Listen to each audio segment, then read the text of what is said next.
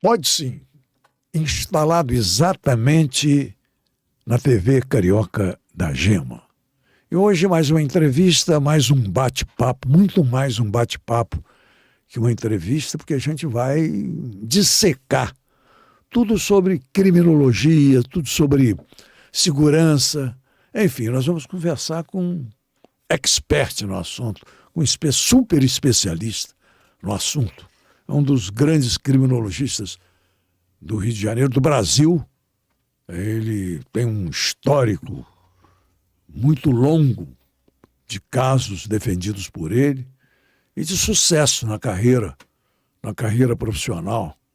Dr. Beratan Guedes, prazer recebê-lo aqui mais uma vez. Prazer meu, Berrian. Obrigado. Da outra vez nós falamos sobre preconceito, racismo e tal. E hoje nós vamos falar sobre crime. A insegurança do brasileiro, não sei se essa insegurança... claro, insegurança de diferentes maneiras, por exemplo, no Oriente Médio, na Europa, e a insegurança nossa aqui, que é mais policial do que política, né? Segurança política também. Mas vamos falar sobre tudo isso. E ele é expert, ele é especialista nisso tudo, doutor Beratan. Vamos começar com a sua carreira, com a sua trajetória. Vamos começar com o Morro do Andaraí. Lá que começou tudo, doutor Beratan. O meu querido Morro do Andaraí, por incrível que pareça, eu sinto muita saudade até. Tenho vontade de voltar lá, porque... Não voltar para morar lá, né, doutor? Não, voltar não, para ver, porque por mais que você esteja distante, você está sempre presente naquilo que foi importante na sua vida. E morar no Morro do Andaraí, onde que eu começo a trabalhar com 7 anos de idade, 8 anos de idade, vendendo pão. Você vendia pão? Vendia pão, né? Comprava pão na padaria? Na padaria. Então, a padaria te fornecia o pão? Eu comprava na padaria e vendia. Revendia? Revendia. Então, mas como os moradores do morro saíam cedo, eu tinha que entregar o pão até 6 horas da manhã. Então, eu acordava 4 horas da manhã, comprava o pão, a vindinagas e vendia para os moradores. Eu com 8 anos de idade, lá no morro. E vendi pão até 14 anos, quando eu fui trabalhar como eletricista na Souza Cruz. Mas até 14 anos, só vendia pão? Não estudava? Não, eu não estudava, não. Eu com 7 anos também já estava alfabetizado. Minha mãe me colocou na escola, na própria comunidade. E eu já ganhava dinheiro escrevendo carta para os moradores. Ah, é? Tem até um filme brasileiro que é Fernanda Montenegro. Ficava na Central do Brasil, lembra? Já viu esse filme? Já vi. Numa mesa, as pessoas chegavam e ela escrevia. E tem um detalhe interessante, Berrian, que com, 12 anos, teve uma ocorrência, uma briga lá no Morro, e a senhora foi à delegacia e falou, não, tem que fazer um comunicado. Aí eu fiz uma notícia crime, que hoje eu sei que é notícia crime, que seria uma comunicação para a delegacia com 8 anos, 10 anos. Como assim? Não, comunicando, porque tem delitos que você tem que comunicar, entendendo? A autoridade policial. Fazer uma notícia crime, como uma ofensa, uma injúria. Então, ela deve ter sofrido uma injúria, não me lembro o delito, e falou comigo e eu fiz a comunicação, ela protocolou na delegacia. Foi a primeira petição que eu fiz. Primeira petição, com quantos anos de idade? 10 anos, a primeira petição. Pensava em ser advogado? Não, eu, como falei, eu fui alfabetizado numa escola no Morro, da Dona Dione. Minha mãe me colocou com 6 anos. Minha mãe era muito rígida. E o filho dela, o Silvio, o doutor Silvio, ele faz direito. Então ele descia o morro correndo, com a gravata balançando. E eu achava aquilo muito bonito. Falei, um dia eu vou ter a gravata. Paletó no ombro? Não, aberto. Mas ele corria para pegar o boi. De botar um paletó no ombro. Eu falei, você é advogado. E foi o Silvio, me ajudou, ele era professor do Senai, já não morava mais no morro. Me ajudou. Eu tenho um detalhe importante na minha vida, que eu faço questão de dizer. Eu sempre fui ajudado. Não tive ninguém na minha vida que me atrapalhasse nada. Nada. Então eu tenho a obrigação de ajudar as pessoas que me procuram. Começando com essa pessoa? Não, que a primeira pessoa que me ajuda, era um senhor, seu Dario. Ele tinha uma... que no Morro, porque no comércio ela atendia, não sei se é ainda. E ele que eu pegava o pão para ele vender. Aí o seu Dario falou comigo, não, vou te dar a freguesia do pão. Então foi pra... E aí te ajudou? Me ajudou. Aí aumentou a renda. Aí eu comecei a ter renda. E a sua mãe trabalhava? A minha mãe, lavadeira, né? Era mãe solteira? A minha mãe, ela me teve como mãe solteira com 15 anos. Depois ela casa com o senhor que me criou, que era meu pai, meu paizão mesmo. Que me criou. O segundo. O segundo, né? O primeiro pai você não conheceu? Não conheci. Mas ela era muito rígida, né? Muito maravilhosa, que coisa, né? E toda a formação minha deu essa mulher que foi... Eu não tive mãe, eu tive assim uma irmã, uma parceira diferente de 15 anos e negócio que eu respeito muito, muito, muito mãe, então, em função disso. Tive uma parceirona mesmo.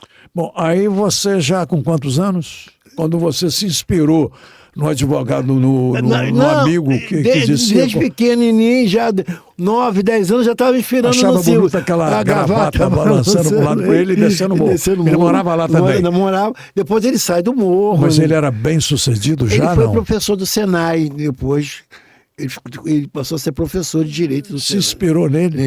Ele existe ainda? Não, mas ele sabia disso. Foi a minha grande inspiração. Bom. E foi a primeira pessoa que começou a me alfabetizar. Sim.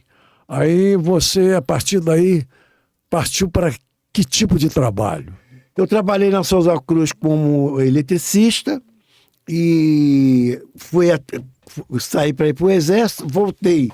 Fui para a tabacaria Londres como eletricista e depois fui para a PM, Polícia Militar. Se inscreveu e passou no concurso da PM? Passei no curso da PM e fui ser enfermeiro. Fiz o curso de enfermagem na PM. Enfermeiro da PM? Da PM. E ali a PM também me ajudou muito, que eu como sargento enfermeiro, 21 anos de idade.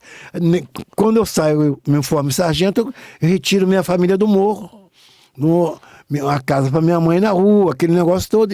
E a PM, que a PM faz, me facilita tudo, estudar, horário. Aí você começa o direito, estudo já de direito. Universitário, superior, ali na PM. A partir da PM. Da PM. Até então você estudou o primário, na época era primário, ginasial. E tudo isso. Não era ginasial científico? Científico, admissão. Primário, admissão, isso aí, ginasial científico. Clássico ou científico ou clássico? Não, científico. Aí, faculdade, fez concurso. Estácio de Sá, fui o primeiro colocado no vestibular da Estácio de Sá. Aí o doutor Shoa me adota. Aí eu passo a ser representante de turma. Entendeu? Teve um detalhe muito interessante, que tinha um professor que me tornou assim, foi até meu padrinho de casamento, um grande processualista, o doutor Weber Batista. Um cara, foi jogador de futebol e depois foi grande juiz, muito respeitado. E a turma tinha 115 alunos, né? E ele deu a prova e só eu tirei 10. E tinha um colega meu, Alberto, que chegou e falou: doutor Weber, por que só o Biratã tirou 10? Aí ele ficou pensando: você quer saber mesmo? Porque vocês fizeram uma prova bunda. E outra, que o único que você é advogado é o Biratã.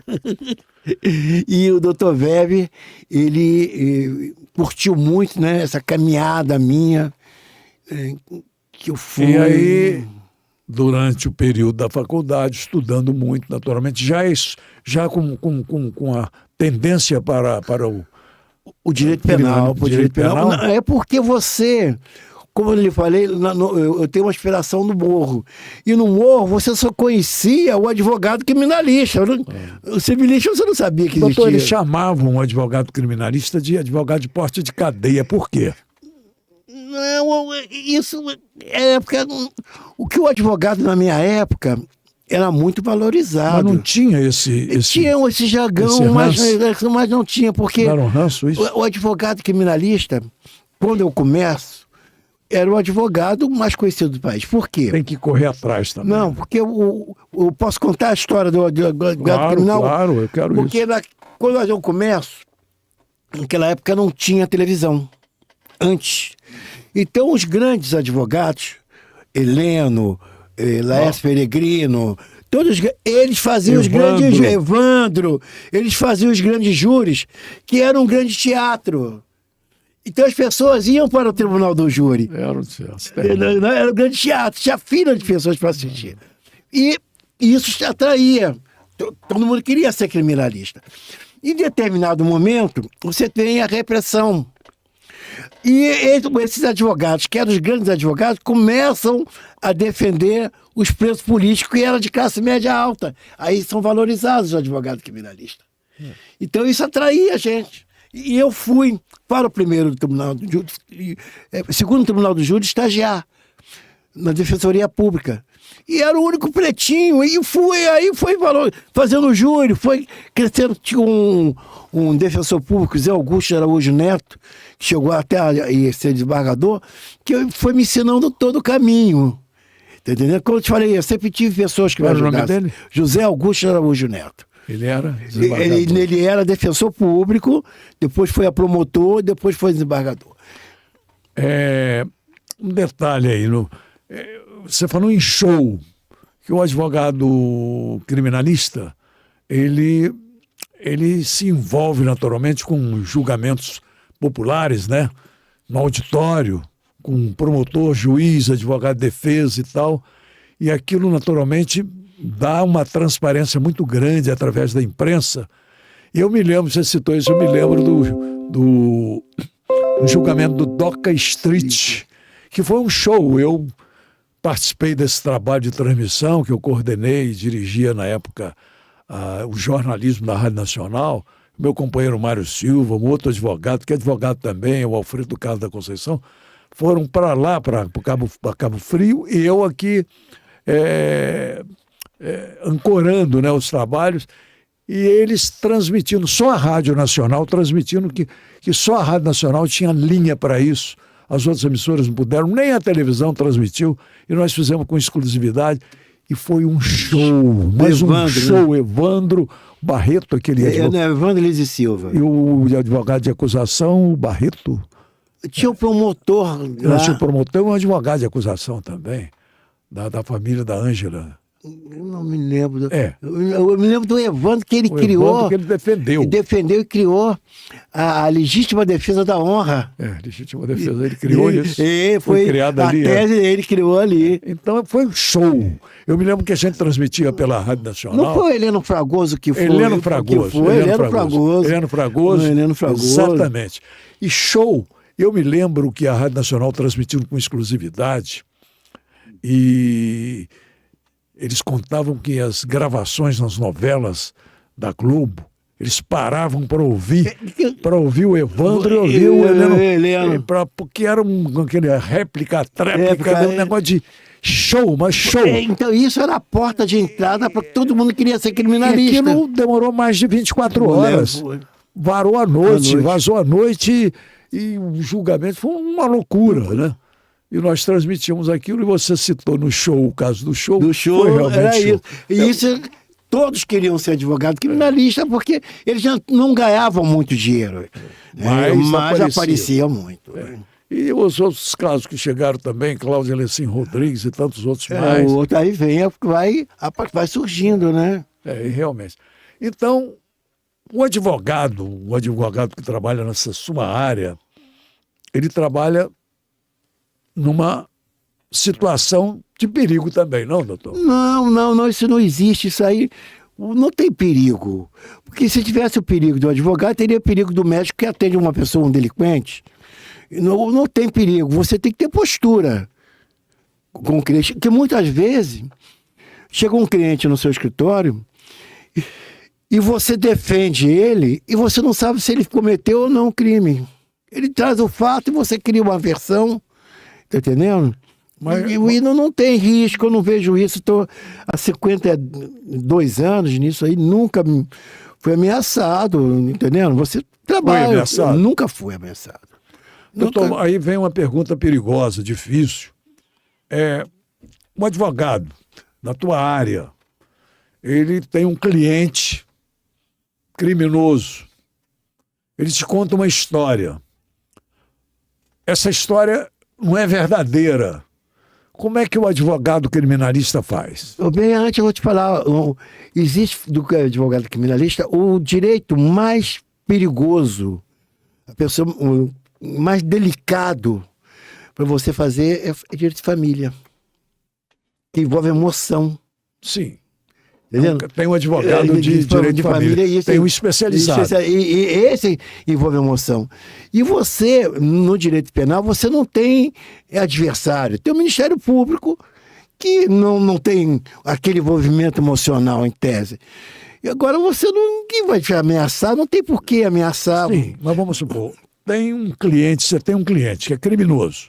Ele te Não, contou- em tese, ele não é criminoso. Ele é imputado a ele um delito. Sim. Não, Mas ele cometeu um crime. Não, imputado a ele, não sei se Ele cometeu um crime. Qualquer que seja o crime de corrupção, ou um crime de morte, mas ele cometeu o crime, mas ele nega esse crime. E aí, o doutor Biratã, no caso, como é que ele resolve, como é que ele soluciona esse problema? Tem casos no escritório que o sujeito, o indivíduo, no escritório, na carreira nossa de advogados, não é só comigo, com outros colegas, que o indivíduo chega no escritório, ele conta lá uma versão, então se me imputando aqui um furto de um relógio, mas eu não fiz. E você faz a defesa dele, e no final ele vai acreditar mesmo que ele não fez. Tá bom, mas veja bem, um crime violento. O doutor Biratã já, naturalmente, defendeu e conseguiu tirar da cadeia ou não deixar ir para a cadeia muitos clientes. Mas, de repente, eu não estou citando cliente seu, mas de um advogado qualquer criminalista. O cidadão é um criminoso.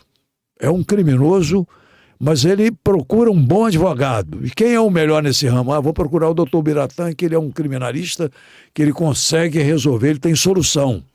Ele chega e conta a história e você é obrigado a acreditar que ele é inocente. Isso é um detalhe. E aí, se ele for realmente criminoso? Não, é um detalhe. Você não defende, às vezes, nem aquele fato. Você defende as falhas processuais. Entendendo? É um excesso de prazo, é uma imputação que é feita. Então, isso é uma técnica que é muito difícil. Você, às vezes, não sabe se o indivíduo fez, não te interessa saber se ele fez ou não. Você defende...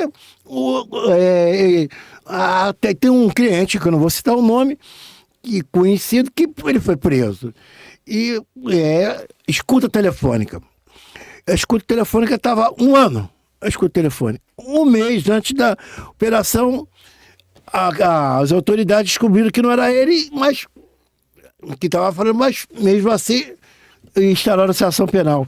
No meio da ação penal, descobre-se que não é ele. Então ele tem que ser absolvido. E aí você conseguiu absolver. Absolvido. Entendeu? Mas ele é isso, é aquilo. Não. A falha processual. Entendendo? Então você trabalha com a falha processual. E se o cidadão realmente for um criminoso e você consegue... Eu não gosto dessa palavra criminoso. Foi uma pessoa que tem imputação delituosa contra ele. Tá bom. E aí você consegue absolvê-lo. Consegue uma absolvição num tribunal de júri. Mas ele é um... Como é que é aquele? Cometeu um delito. Cometeu um delito. Eu posso te contar Claro. Advogado sai de casa. Eu não vou contar. Eu fui contratado em determinada ocasião, um fato muito comentado na cidade aqui do Rio de Janeiro, para defender um cidadão que imputava a ele a autoria de um delito. E nós fomos fazer o julgamento dele, e no curso do processo, a gente, no dia do julgamento, o Ministério Público pede absolvição. Quando nós começamos a fazer a sustentação, o Ministério Público convenceu-se que ele era inocente. O Ministério Público desceu. E ele é absolvido. No dia seguinte, ou 2 dias depois, ele vai ao escritório para acertar honorários. E ele também estava convencido que ele era inocente. Não era. Não sei se é. Você defendeu, absolveu? E ele acreditou que ele não tinha feito aquilo. Acabou acreditando na mentira dele. Versão, não era a mentira dele. Não é mentira, velho. Ele acreditou na versão que foi apresentada. Doutor Biratan Guedes. É a cabeça da pessoa, entendeu? Doutor Biratan Guedes. Posso citar o nome de um cliente seu? Pode. Esse cliente seu foi realmente... O negócio foi feio. Ele era um empreendedor, um empresário fortíssimo, e você defendeu e absolveu ele.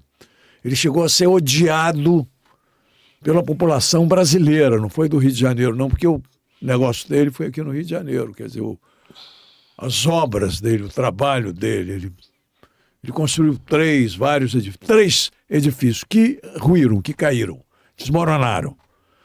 Doutor Sérgio Maia foi deputado, foi político e proprietário desses edifícios que desmoronaram na Barra da Tijuca.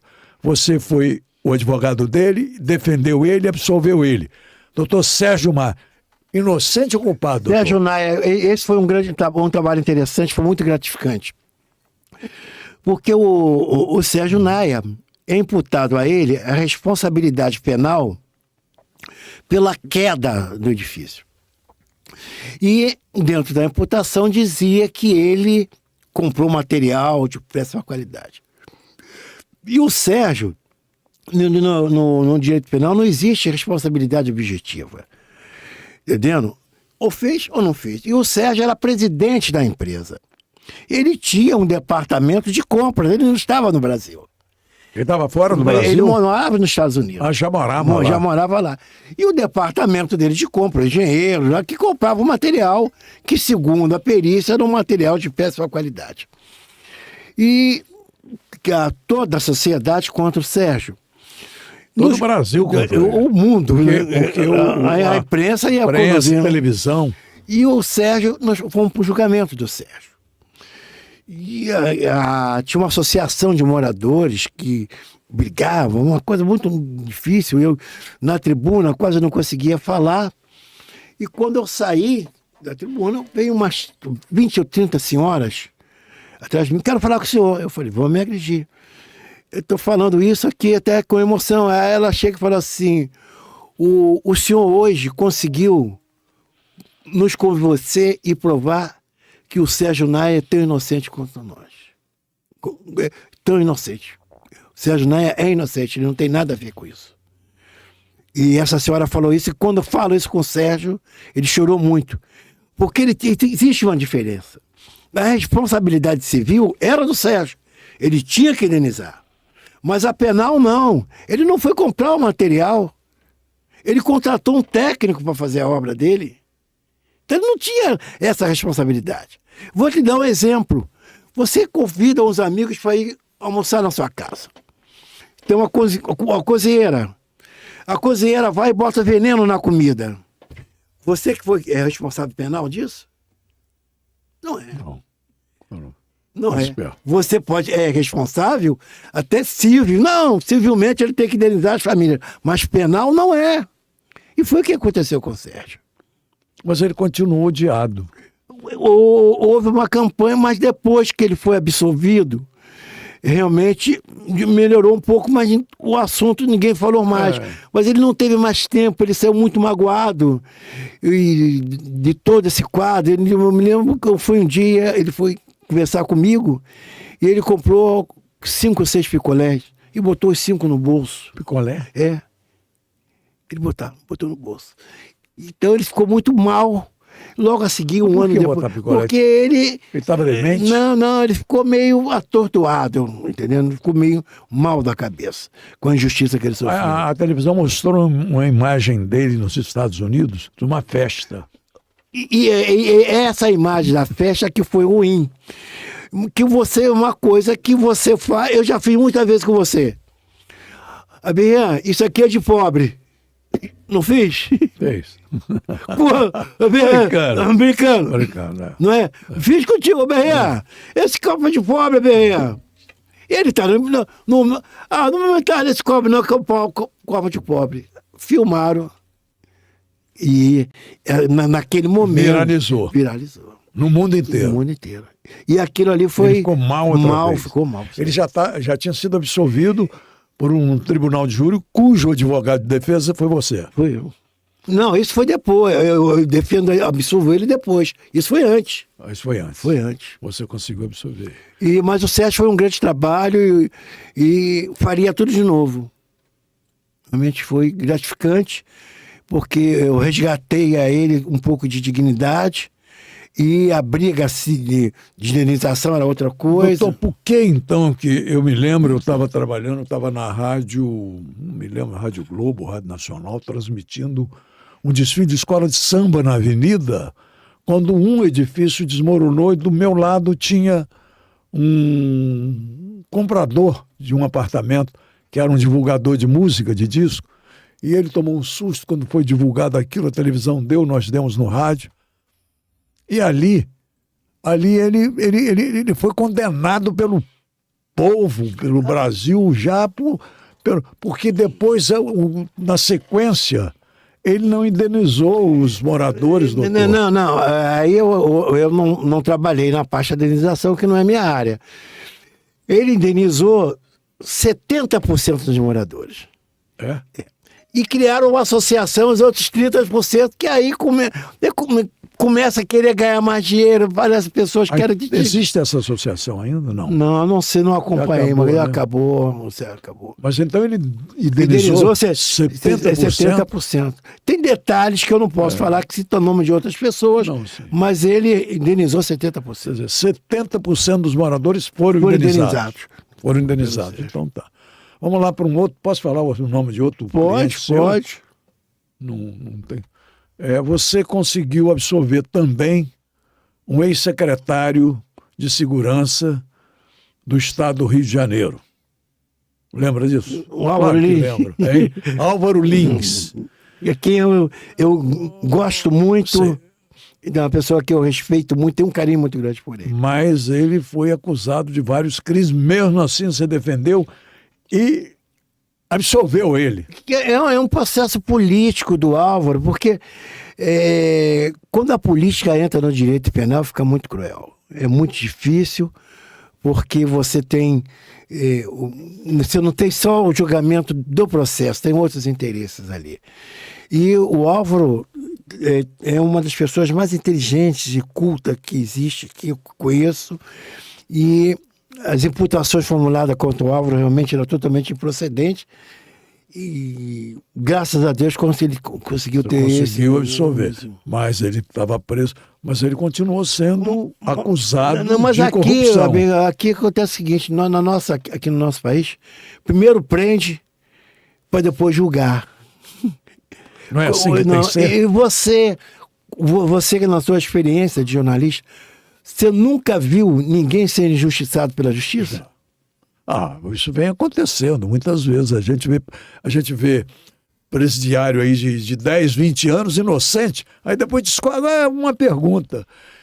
Tem acontecido isso. Esse pessoal que é preso pelo Estado, né? Fica 10, 15, 20 anos na penitenciária, comeu o pão que o diabo amassou, porque não é brincadeira. Esse pessoal sai de lá, é indenizado pelo poder? Não é. Não? Não é indenizado. Ficou preso injustamente? Não, tem vários. Recentemente teve um policial, eu não vou citar o nome dele, muito famoso aqui no Rio. Agora, isso tem coisa de 4 meses. Ele foi condenado a 44 anos de prisão. E foi demitido. Aí ele nos procurou lá e fizemos o trabalho, o processo todo falho, ele foi absolvido. Mas ele está afastado da polícia há 12 anos. Mas ele era inocente? Inocente. Porque aqui você tem o meio de comunicação muito forte. Forma opinião. Você é o formador de opinião. Se você começar a dizer toda hora, o Biratã pintou o cabelo, agora é louro de olho azul, eu vou passar a ser louro de olho azul. Pô. Doutor, esse policial, ele readquiriu o direito dele? Voltou à polícia? Voltou à polícia, mas... Existem alguns casos que eu conheço. Voltou, você conhece isso. Você, sem sombra de dúvida, você conhece mais injustiçado do que eu. tem vários. Agora, então, esse cidadão que ficou preso 10 anos, 15, 20, ele sai de lá, descobriram que ele é inocente. Não foi ele que fez aquilo. Descobriram que acharam... Porque teve um caso desse nos Estados Unidos, você conhece os garotos do parque. Do parque. Os garotos do Central Park, que é os garotos do parque. Que eles tiveram o patrocínio daquela jornalista famosa, né?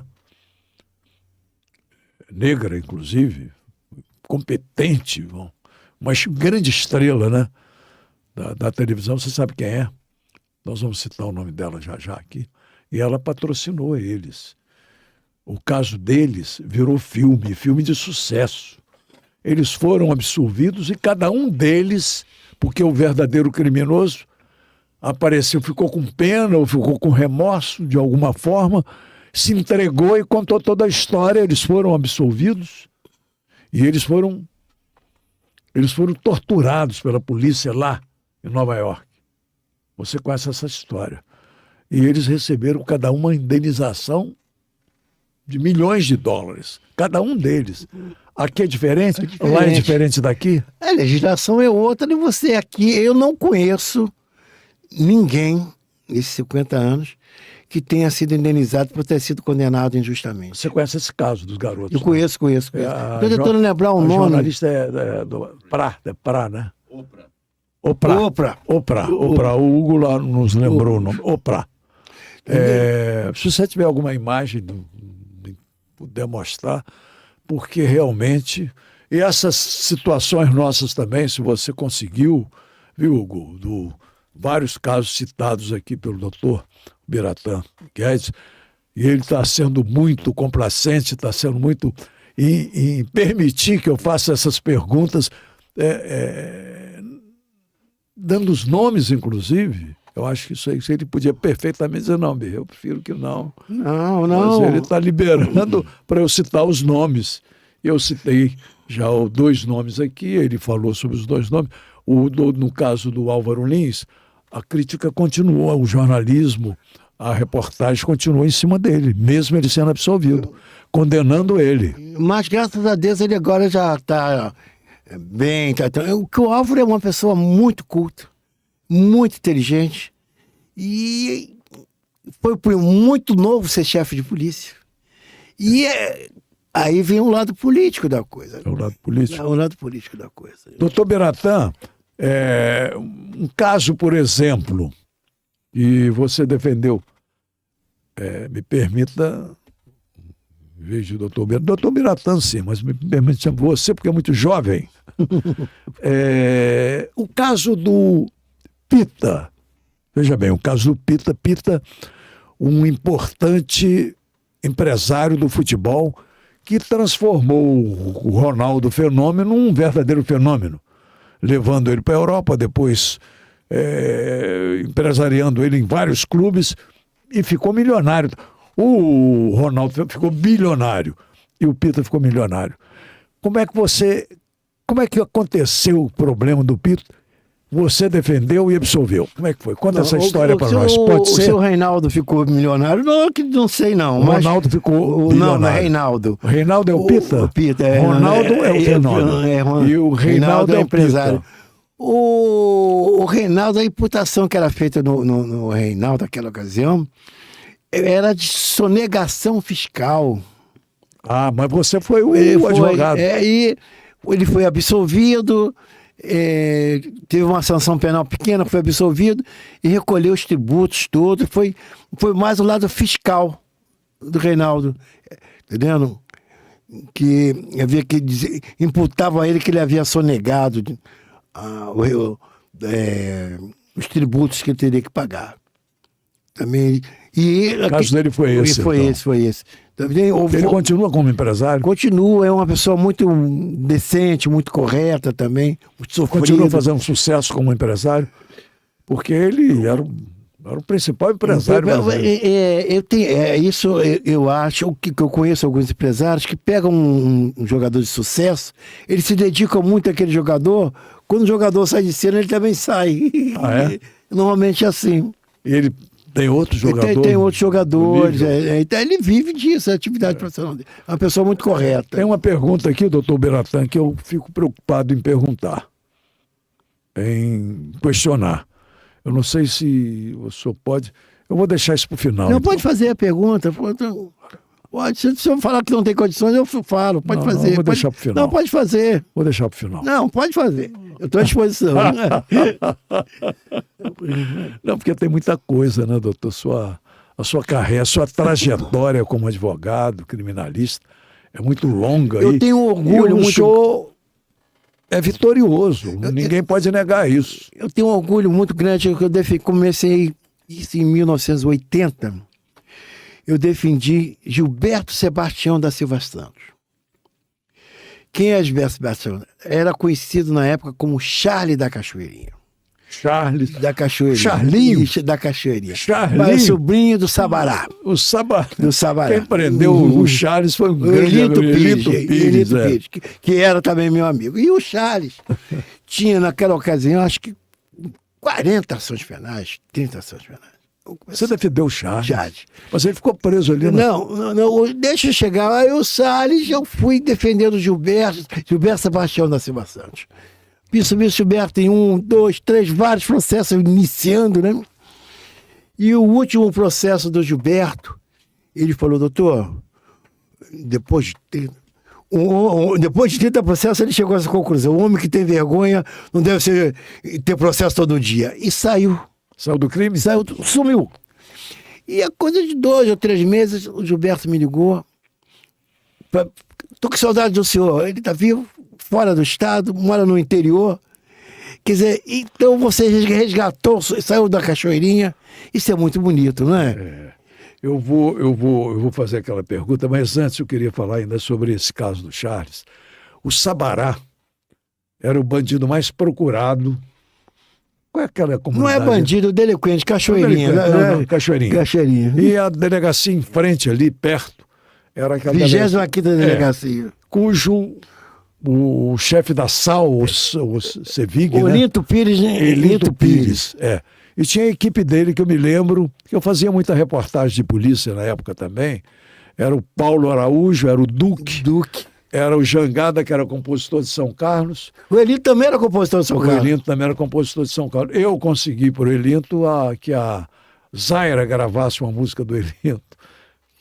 Bom, mas aí não vai ao caso. O Sabará, quando o Charles foi preso, e teve aquele problema todo que o jornalista, foi Amado, que era da última hora, e o Elinto teria dito que Jangada. O chefe da carceragem, ele morava por lá também, falou com ele, por favor, não... eu esqueci o nome do policial, não é Jangada. Jangada era um compositor. Eu vou lembrar o nome do... Que o Elinto está fazendo uma operação no morro, e ele vai pedir... Aí o Elinto falou, você que me entrega as pessoas. Exatamente, você que entrega eles, e não era, mas o Elinto fez aquilo para jogar. E aí o jornal publicou isso no outro dia. E ele então reclamou com o Elinto, e no outro dia o Elinto deu uma reportagem, não sei, para o Amado Ribeiro, não sei, dizendo que era ele mesmo. Aí ele entrou na delegacia, isso foi televisão, jornal, todo mundo mostrou, entrou na delegacia já armado, atirando no Elinto, que estava na sala dele, lá na 25ª. O Paulo Araújo, o Duque, os colegas da equipe do Elinto, ouviram os tiros, correram e se enfrentaram lá, e ele morreu, esse carcereiro, né? E aí o Sabará, aí ficou na mídia o Sabará. Apareceu uma repórter da Globo, não sei se foi ela. Foi Glória Maria. Glória Maria foi no morro, entrevistou o Sabará, ele apareceu sem camisa, um cordão enorme de ouro aqui, e convocou a polícia para ir lá prendê-lo. Falou, quero ver quem vem aqui me prender. Isso saiu publicado no jornal. Então essa equipe do Elinto Pires começou a trabalhar em cima do assunto, prendeu ele, através de uma denúncia e tal, e botou ele dentro do carro. Então, bom, a história, o resto da história não interessa se contar. Mas interessa dizer que ele depois foi morto na própria cadeia. Mas o que eu queria perguntar ao doutor Biratã, que eu fiquei em dúvida, sobre o sequestro. Pode continuar? Pode? Pode? Pode. Sequestro do Medina. Eu defendi ali o Joaci. Joaci foi o sequestrador? Não sei, o Joaci foi imputado a ele a participação nos fatos, né? Foi preso, acho, condenado, acho que 10 anos. Isso aí defendi. Tem uma passagem muito interessante, que eu vou falar que está num livro do Maurinho. Desculpa, você me autorizou a fazer a Não, pergunta. lógico. O Maurinho Branco, ele me procurou. Mandou me procurar para eu defender. Eu falei, não, você aguarda, se você for preso, eu lhe apresento. Podia falar do Maurinho? Quem era o Maurinho? Maurinho Branco. Que o Maurinho Branco era que coordenou todo o Mas sequestro. era um cara de mídia na época, Mídia, trabalhava mídia. no governo e tal. Não. Esse não trabalhava no governo era Nazareno. Nazareno, exatamente. O Maurinho, Mas o Maurinho porque articulou tudo. É. Aí o Maurinho foi depois, mata o Maurinho, e a mulher do Maurinho, ela fez um livro sobre o Maurinho. E tem umas 4 páginas que ela fala do nosso trabalho. Ela diz que foi o único advogado sério que ela conheceu na vida dela. Nosso trabalho? Trabalho como advogado, né? Que eu trabalhei para ela. E ela Você trabalhou para ela? Para ela, a mulher do Maurinho Branco, ela elogia. Diz que nós fomos muito, muito corretos com ela, como não deveria deixar de ser. O sequestro de Medina, ele muda muito a estrutura, né, do país, porque naquela ocasião, inclusive, o Banco do Brasil fez empréstimo para pagar o dinheiro de resgate. E hoje não é proibido por lei. Proibido? É proibido por lei fazer empréstimo para não incentivar, entendendo? E foi um sequestro. Doutor, essa é a época. É época. Aquele é o Maurinho? O Maurinho que está com um revólver na mão. É o Maurinho, né? É o Maurinho, né, Hugo? Não, aqui no meio não é o Maurinho. Quem é aquele? Aquilo é foto Não. da época. É o Maurinho. É o Maurinho. Com revólver na mão? Um, dois. Um de cada lado. É, Ah, bom. Maurinho é aqui. é. Entendeu? Ele era novo mesmo. Né? Tem uma história interessante. Maurinho Branco, o nome, o apelido. Né? Aí é o Maurinho. Mas o outro era mesmo. É porque agora está mais explícito. Conta-se uma história que nesse período, eu tenho uma história muito bonita para te contar desse sequestro. O Maurinho compra uma casa em Teresópolis, ou Petrópolis, e tinha um sujeito, um indivíduo lá, um cidadão, que tinha um boi lá. O Maurinho vai lá ver o boi, gostou lá. E aí ele falou, aquele ali não, aquele ali é de estimação. Aí à noite eles roubaram o boi do sujeito e mataram o boi. Fizeram churrasco? Fizeram churrasco do boi do sujeito. Bom, na fase do sequestro, então, você conseguiu defender. Após sequestro, depois pós-sequestro. Você conseguiu defender O Joaci, o Joaci José Santana. Joaci José Santana. Mas é acusado de ter articulado, que, né, ele era empresário de futebol nessa época. Ah, ele era empresário. Era empresário de futebol. Casado com uma bancária.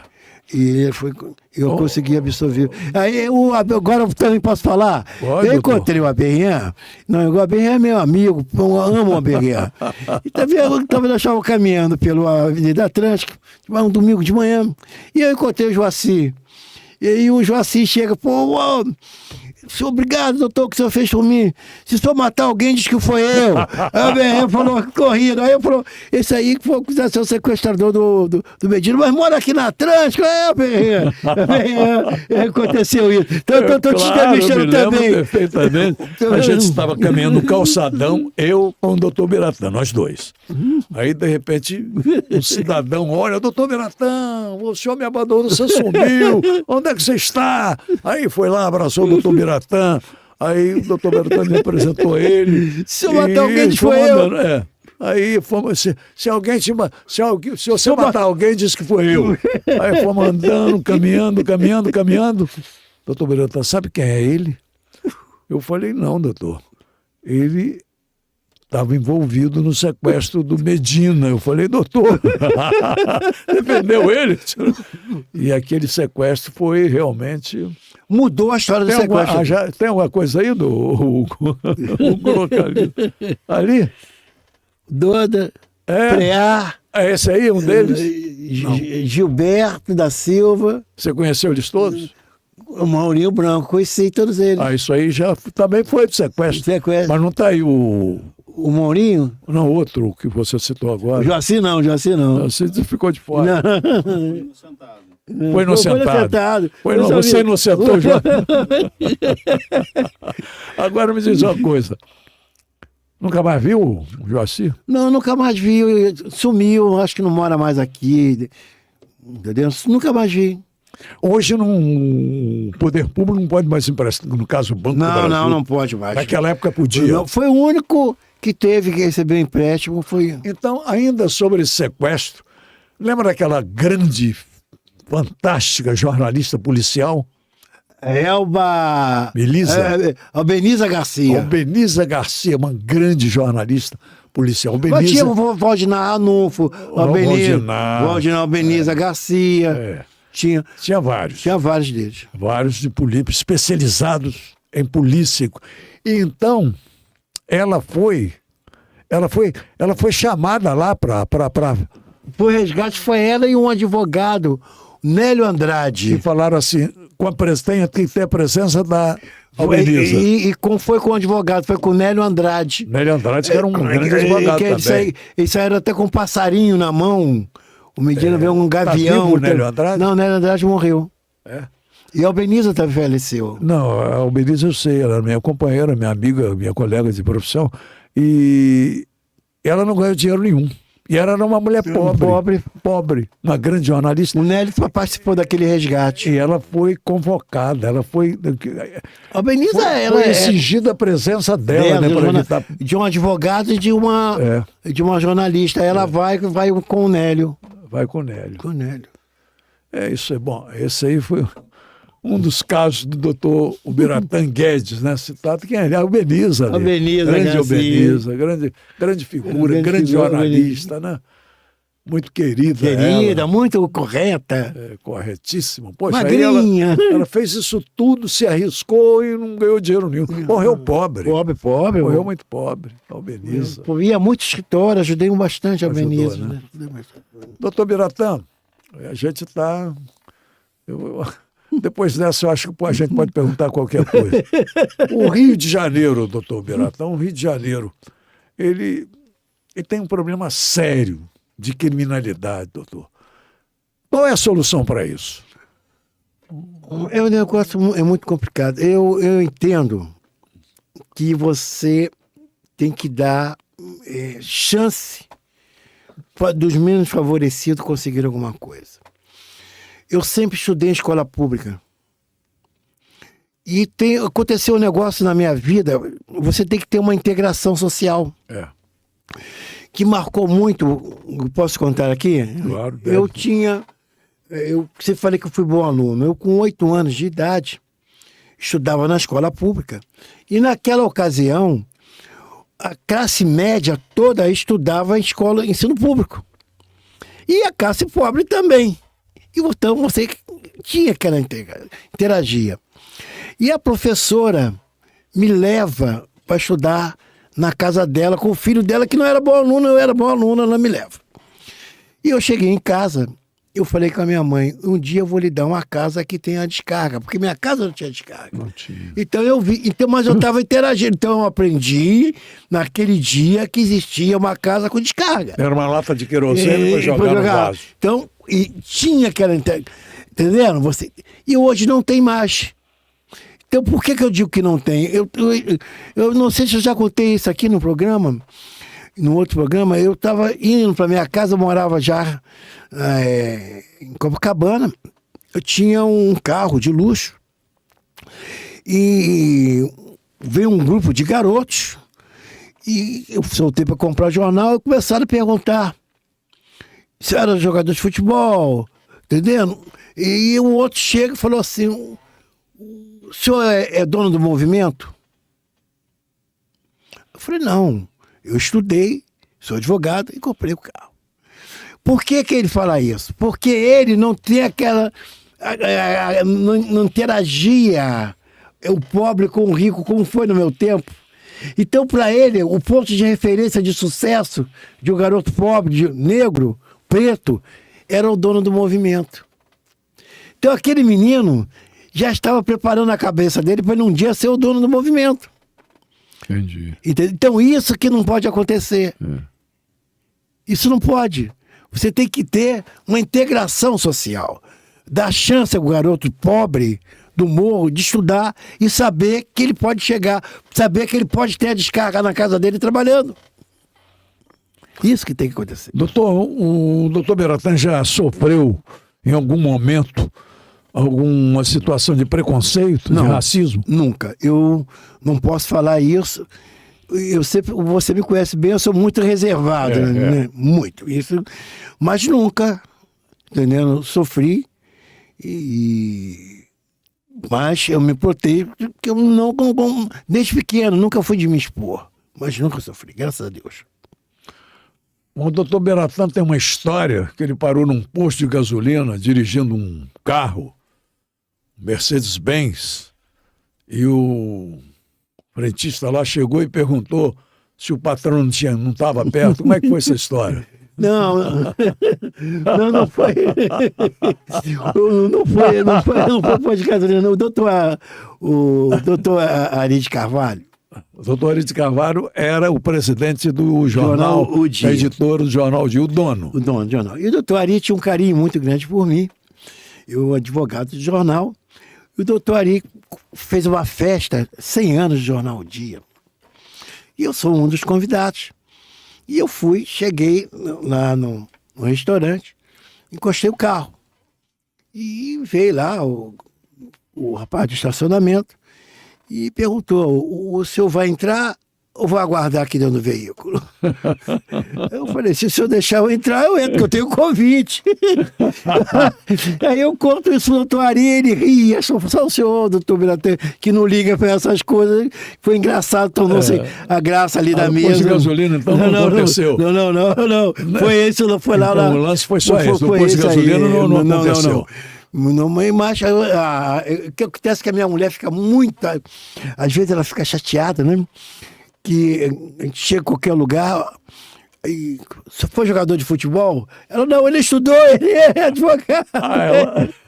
Você vai ao restaurante e pergunta, né? Ele pegou. Então, nos Estados Unidos mesmo, eu estava em Nova York, num restaurante lá, que eu não me lembro o nome, chique, com um grupo de pessoas, eu de calça de moletom, e de repente, tu vê o garçom começa a me servir muito, ficar perto de mim, me servindo lá. Aí todo mundo olhando, aí lá pelas tantas, ele falou: é jogador de La Pelota do Brasil? Aí eu, sim, Jogador de La Pelota? Não, é advogado. Aí isso faz parte da cultura, entendeu? E tem que saber conviver com isso. Doutor Beratan, essa situação que nós vivemos hoje aqui no Rio de Janeiro, São Paulo também, várias cidades, vários estados, essa situação tem tudo a ver com a educação. Eu vou citar, eu sei que não é o caso, eu não quero falar em política aqui, mas quando o governador Leonel Brizola chegou aqui, vindo do Sul, a primeira medida dele foi construir, não estou os CIEPs, que eles foram chamados de... Não, mas beira de estado para todo mundo, não importa. Ele construiu 500 CIEPs. Eu passei outro dia perto de um CIEP, estava destruído, doutor. E destruíram... E esse CIEP, só para concluir, doutor, esse CIEP, quando o Brizola construiu, era para criança chegar de manhã, levada pelos pais, tomar banho, almoçar, lanchar de tarde, tomar banho de tarde ou de noite outra vez, e se sobrasse comida, levar para casa. Eu me lembro disso. E ele colocava, geralmente, um casal de bombeiros, uma família, um bombeiro com a esposa, para tomar conta do CIEP, que era mais um lance importante, que era para tomar conta daquilo tão importante que é aquela casa de ensino, e acabaram com isso. E hoje, doutor, se aqueles garotos daquela época, hoje, tivessem seguido no CIEP, no Brizolão, seriam advogados, médicos, engenheiros E muitos deles hoje são bandidos, doutor. Como é que o senhor vê isso? Eu acho que a primeira coisa que terminou aqui no nosso país, que no meu entender não deveria ter acabado, era a carteira de menor. Eu, com 14 anos, eu tinha uma carteira de trabalho, eu podia trabalhar com 14 anos de idade. Tinha a frase, sou de menor. Sou de menor. Não tinha essa frase? Então você trabalhava, você ganhava, eu fui trabalhar com 14 anos. Ah, mas não pode, mas isso é importante. Você trabalhava, estudava e trabalhava. Que você tem que trabalhar. O garoto fica na ociosidade no morro, 14, 15, 16, 17 anos, ele vai fazer o quê? E o CEP, eu tenho uma reserva do CEP pequena, porque eu entendo que o CIE deu uma importância, uma coisa maravilhosa, mas não deve ser dentro da comunidade, fora da comunidade, para ter integração social. Tem muitos, doutor, fora da comunidade. Agora isso o ensino público é fundamental. É fundamental. Porque se você não tiver chance de estudar, você não vai conseguir nada. Nada. Nada, nada. Eu consegui muita coisa porque eu consegui estudar. Escola pública, fui estudando, consegui, só tive pessoas que me ajudassem. Tive a polícia militar, que me ajudou muito, muito. Dr. Silvio Vieira, que faleceu, do Hospital Paulo Zoen, entendendo que você conheceu o Paulo Zoen, na polícia. Então deixaram eu estudar. E eu faço isso até hoje, com as pessoas que trabalham comigo, entendendo? Já passaram por mim no meu escritório aproximadamente 15, 16 jovens, e todos eles são formados, todos eles trabalham, são promotores de justiça, defensor, juízes. Então isso a gente tem que fazer. Chegou até dos seus estagiários que trabalharam no seu escritório, na sua banca de advocacia, que é uma banca grande que eu conheço, uma banca de advocacia importante, famosa no Rio de Janeiro, do doutor Beratan Guedes. Eles chegaram até onde? Chegou até promotor, juiz. O promotor, juiz. E tem a minha esposa, que é um talento jurídico, e ela foi estagiária minha no escritório. Foi sua estagiária e hoje é o quê? Desembargadora. É desembargadora, doutora? Maria Angélica. Doutora Maria Angélica, desembargadora? Maravilhosa.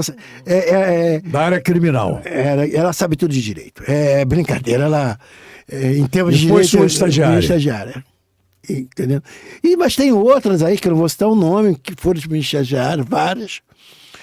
Eu tenho defensor público, promotor, já está aposentado, outras desembargadoras, que passaram no meu escritório e realmente estão. Tem outros que estão indo agora também, tem lá. Você tem obrigação de ajudar. Você sabe disso que eu ajudo e com prazer, entendendo? Porque se eu tenho, porque alguém me ajudou. O seu Dario lá no Morro do Andaraí, quando ele me dá a clientela do pão, ele já estava me ajudando. Ele já me ajudou. Seu ali. Pai foi lixeiro mesmo? Meu pai é lixeiro. Foi lixeiro? Lixeiro de caçamba na cabeça. E trabalhava todo dia como lixeiro? Todo dia como lixeiro. Que homem maravilhoso. Lixeiro, mas não é esse lixeiro de luxo que nós temos aqui, não. É a caçamba de lixo na cabeça mesmo. E eu levava comida para ele lá. A sede da limpeza urbana era ali na rua Major Ávila, na Tijuca. E eu levava comida para ele. Não era conluve, não era? Não era conluve. E ele me levava lá para descarregar o caminhão do lixo, depois ele voltava para almoçar. Eu ia no caminhão do lixo. Ia de caminhão com ele? Não, ia de caminhão com ele até lá. Um amigo Délio, Departamento de Limpeza Urbana. Exatamente, Departamento de Limpeza Urbana, Délio. Grande homem. Tem um amigo que já faleceu, o filho dele é um grande amigo, foi secretário de Fazenda durante 3 anos. 3 períodos, mudava o governador, mudava o partido, ele continuava como secretário de Fazenda, que ele era um cara muito competente, chama-se José Teófilo de Oliveira, lá no Espírito Santo. Um dos maiores economistas do Brasil. Ele, inclusive, virá qualquer dia ao Rio, nós vamos convidar para ele participar aqui. Um dos maiores economistas do Brasil. 3 períodos em 3 momentos de governadores diferentes, de partidos diferentes. Ele era sempre convidado para ser secretário de Fazenda lá do Espírito Santo. E agora a cidade que ele nasceu, que eu nasci também, Mimoso do Sul, foi destruída, né, pela chuva, Mimoso do Sul. Fizemos até uma campanha aqui, né? E ele está ajudando muito a cidade lá, dando ideias. Ele mora em Vitória. O pai dele, José Maria de Oliveira, dizia o seguinte: Abirrian, numa sessão de aula, o professor começou a perguntar pelos alunos o nome do aluno e a profissão do pai. Aí falava: você, o Zezinho, fala de você aí, do seu pai. Meu pai é médico aqui na cidade, professor. Ah, tá ok. E você, Carlinhos? Ah, meu pai é engenheiro aqui na cidade. Ah, pois não. E você, Flavinho? Ah, meu pai é jornalista. Ah, pois não. E você, Chiquinho? Professor, meu pai é o melhor lixeiro da cidade. O garoto falou com orgulho: o meu pai é o melhor lixeiro da cidade. E a classe bateu palma para ele, né? Eu devo muito ao meu pai, a maneira que ele me criou. Ele era muito sério. E ele falava comigo assim: você não precisa de documento para cumprir o que você assumiu. Compromisso você assumiu, cumpre. Não compra fiado. Se comprar, tem que pagar. Então eu não gosto de comprar crédito, entendendo? Não, porque ele me criou assim, entendendo? E de palavra, você falou, se assumiu, tem que cumprir. É muito sério. Então, ele me deu uma educação, minha mãe com ele, entendendo? E tem um detalhe interessante, né? Que quando eu, com 21 anos, eu consigo ser sargento da PM e tiro eles lá do morro, de um apartamento para eles morarem. Aí minha mãe falou assim: onde? Rua Leopoldo, que minha mãe pediu: ó, vou sair do morro. Eu quero ficar perto. Eu quero ficar perto. Aí minha mãe falou: agora eu posso morrer, porque meu filho é um homem. Meu pai morre 12, 15 anos depois, minha mãe mais tempo, mas eu consegui dar esse presente para eles. Foi pouco. Eles mereciam mais. Mas eu consegui dar. Eu fui muito feliz de ter a mãe que eu tive e o pai que eu tive. Doutor Biratã, a sua banca de advocacia é muito grande, muito famosa. E são muitos clientes. Esses clientes que te procuram, você aceita todos? Depende. Você seleciona? Você também sabe disso, religioso. Então, o cliente comigo não é o por dinheiro. Porque se chegar uma pessoa no meu escritório que possa me pagar uma quantia significante, foi Deus que mandou. Se chegar um que não tem dinheiro para pagar, não foi Deus que mandou? Eu vou atender. Chegou lá, eu atendo. Entendendo? Não tem. E agora a quantidade de trabalho é muito grande. Agora as pessoas não vão, mas eu atendo todo mundo. E você sabe disso, eu não tenho a religião, para mim, Deus está na frente de tudo. E eu atendo e sou feliz por isso, que eu sou um abençoado. Faz muito bem. Entendendo? E o dinheiro é muito bom, é importantíssimo na vida da gente, mas você fazer o bem é bem melhor. É bom. Doutor Biratã, tem um médico, você citou, eu tenho um exemplo muito importante. Tem um médico, grande amigo, está no céu, mas é um grande amigo. E ele tinha um consultório que ele atendia os ricos e cobrava. E atendia num determinado dia os pobres e não cobrava nada. Ele foi prefeito do Rio de Janeiro, foi vereador, foi deputado, foi senador e foi ministro da Saúde, Dr. Jamil Haddad. Eu me lembro dele que eu almocei algumas vezes com ele, e ele ia na casa dele, fui fazer uma entrevista com ele uma certa vez, ia na casa dele às vezes, morava na Tijuca, num apartamento muito simples, alugado. Tinha um Ômega, um carro velho, amassado do lado, que eu andei no carro dele com ele. Tinha um motorista, amigo dele, que era já um senhor, que dirigia para ele, Dr. Jamil Haddad, pai do genérico, que ele desengavetou, que havia uma pressão muito grande dos laboratórios contra o genérico, né? Jamil Haddad. E ele desengavetou. Ele era senador, ele era ministro da Saúde, desengavetou o genérico, o projeto, e deixou, aí saiu do ministério. Aí chegou o Serra, né, que veio com o Fernando Henrique, e assinou. Mas o pai verdadeiro do genérico, doutor Jamil Haddad. Então, esse exemplo que você deu, eu dou como exemplo também o Jamil Haddad, que pensa nos pobres, o rico paga ele, mas os pobres... Não tem que ajudar. Aconteceu um negócio muito interessante. Você sabe que eu sou responsável lá pelo prédio também, né? Sei. Que eu trabalho, e 2 anos atrás, todo final de ano eu dou uma cesta de Natal para os funcionários. E ano passado eu resolvi, além da cesta, dar um cheque. Além da cesta, um cheque. Um cheque, a cesta mais um chequinho? Cheque, um peru. Ah, um cheque. Eu sei que era um cheque. Mas o cheque quer dizer um cheque também, porque não é barato, não. E veio um funcionário, passa o Natal, ele falou: doutor, eu nunca pensei na minha vida passar um Natal, eu ter um bacalhau na minha casa, ter uma garrafa de vinho e um cheste. Nunca pensei. Esse rapaz devia ter 65 anos. Isso, eu olhei para ele: tá bom, Kleber. 1 mês depois ele falece. Oh. Mas ele viveu um Natal que ele dos sonhos dele. É. E eu saí dali, fui para São Judas Tadeu agradecer e pedir para que me desse força para que eu pudesse ajudar as pessoas. Doutor Beratan, como advogado principiante, teve algum juiz, ou melhor, algum advogado importante da sua época, tipo Evandro Lins, esses grandes advogados, em que você se baseou, se inspirou ou trabalhou com eles? Não. A pessoa assim da minha carreira mais importante que eu tive em termos de profissional, mestre, chama-se José Augusto de Araújo Neto. Esse que você citou. Que eu citei.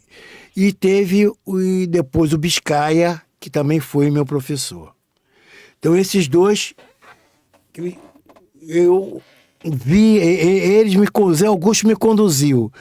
Teve o Fernando Tanjan, teve o Laércio Peregrino, teve o Evandro, Heleno Fragoso, mas o Zé Augusto foi o meu mestre. Eu não sei se eu cobria muito. Na época não tem tanto como tinha. Fábula. Não, o júri popular. Porque eu estou te falando, naquela época, o júri era o grande teatro. Era o grande teatro. Grande teatro. E as pessoas iam para lá. Eu cobria muito. Eu me lembro do doutor Laércio Peregrino, o que ele fazia para defender um cliente. Ele até desmaiava se fosse preciso. E tinha um advogado que ele só via no tribunal do júri, ele não cobrava. Mas ele era bom de Canaã. Ele era cabeça raspada e ele defendia, ia para lá, fazia júri, e se tivesse dinheiro pagava, senão ele fazia de graça.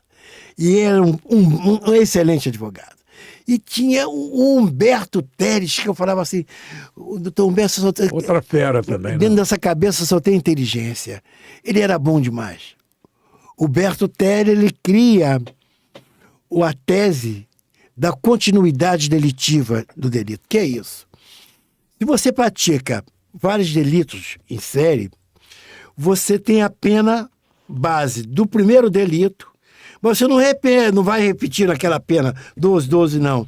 Você tem a continuidade daquele delito. Então, você está entendendo?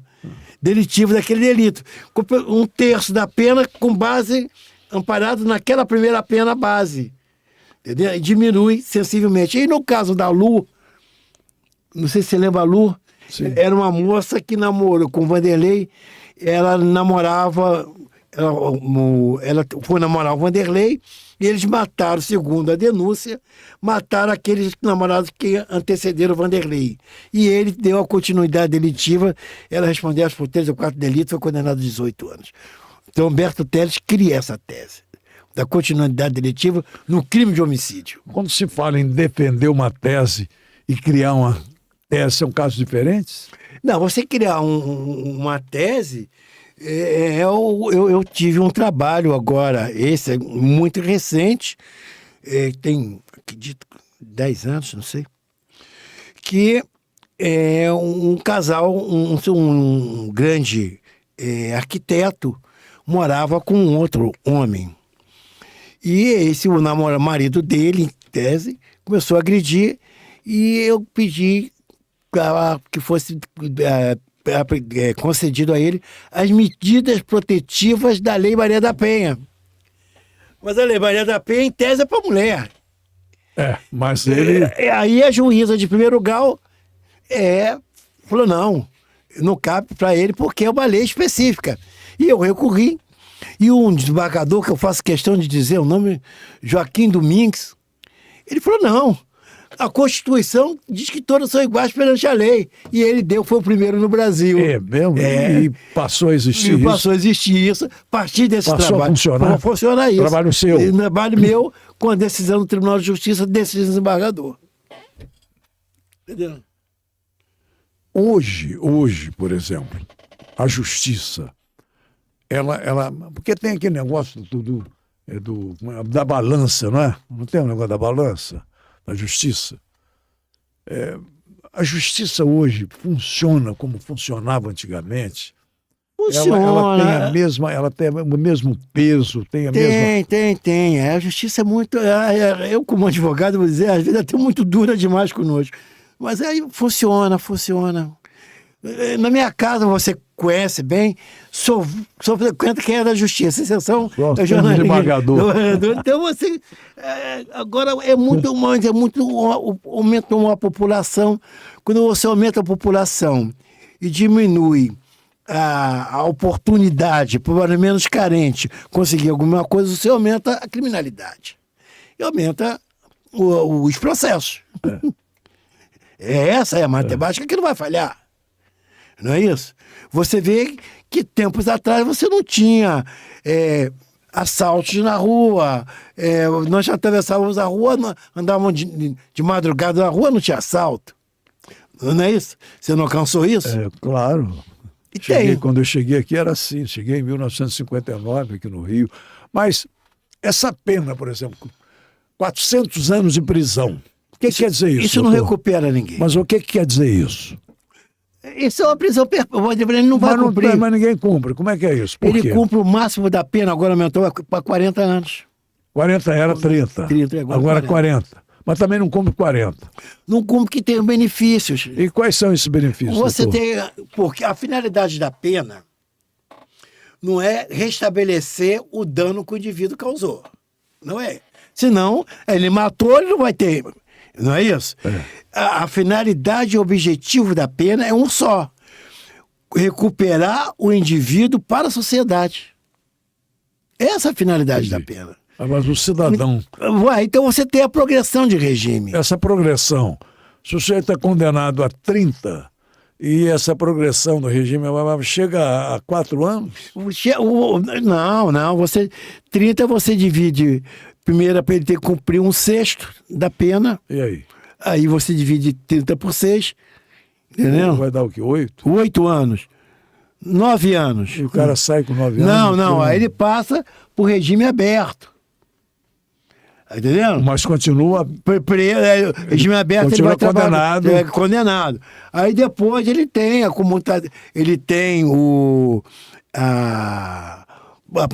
progressões próprias para o regime dele, entendeu? E quando a pena é imputada ao indivíduo e ele naturalmente paga a pena dele comprando cestas de Natal... Não, isso ele vai ter a liberdade condicional. Varrendo a rua... A liberdade condicional, ele quando cumpriu a metade da pena, da pena, ele sai sob condição. Qual é? Ele tem que trabalhar, ele tem um horário de chegar em casa.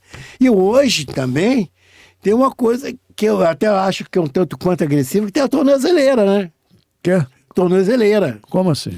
O sujeito sai, ele usa uma tornozeleira. Mas essa tornozeleira não é necessário, doutor? Não, não sei, eu não posso falar que se eu sou a favor, eu acho que é agressiva.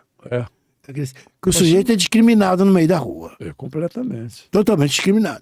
Olha lá, tá vendo aquele um ladrão, tá vendo ali um bandido. Você diz isso como advogado ou como cidadão, que o cara é discriminado, que não é justo uma Eu tornozeleira? digo como cidadão. Como cidadão. Porque eu vejo, eu sou o primeiro que eu estou sentado na rua, onde nós ficamos batendo papo, passa a pessoa tornozeleira e fala, pô, lá tá tornozeleira, a gente fala.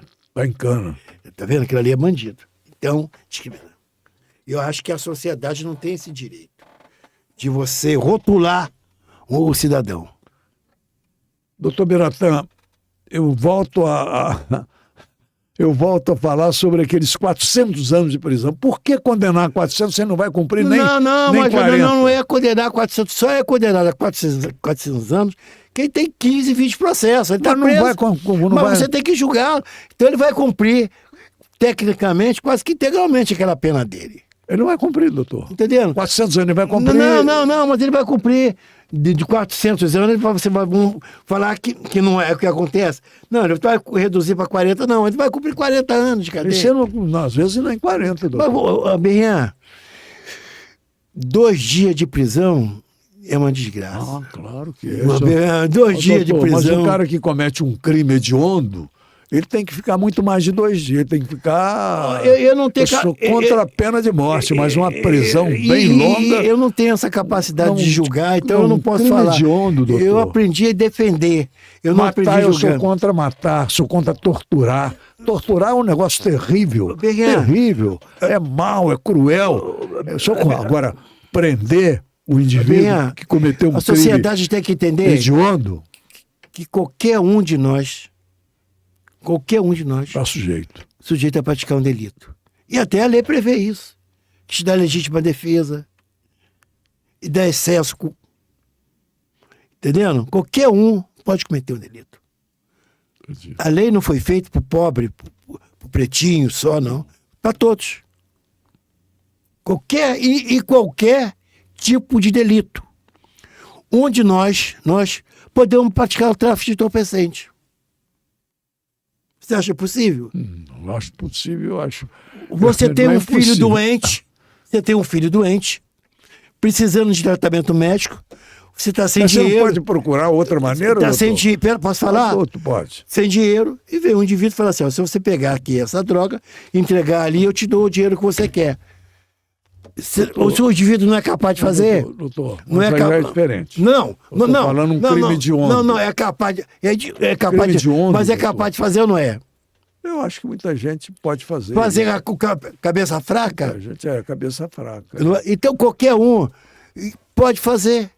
Doutor, eu concordo com o doutor nisso aí, mas o crime hediondo, a morte, a tortura, isso tudo é que eu acho que isso aí tem que ser punido. Mas tanto Tem que é ter possível punição, que a tem lei que ser prevê uma punição para isso. É o ódio, o sujeito... Você nunca se descompensou com alguma coisa? Sim, doutor, mas o crime, eu estou falando do crime Não, mas hediondo. deixa nisso aí. Você, às vezes, uma pessoa se descompensa. Não tem jeito. Você estava comigo em determinada ocasião, que viu um grupo de motoqueiros numa passeata e agrediu a pessoa.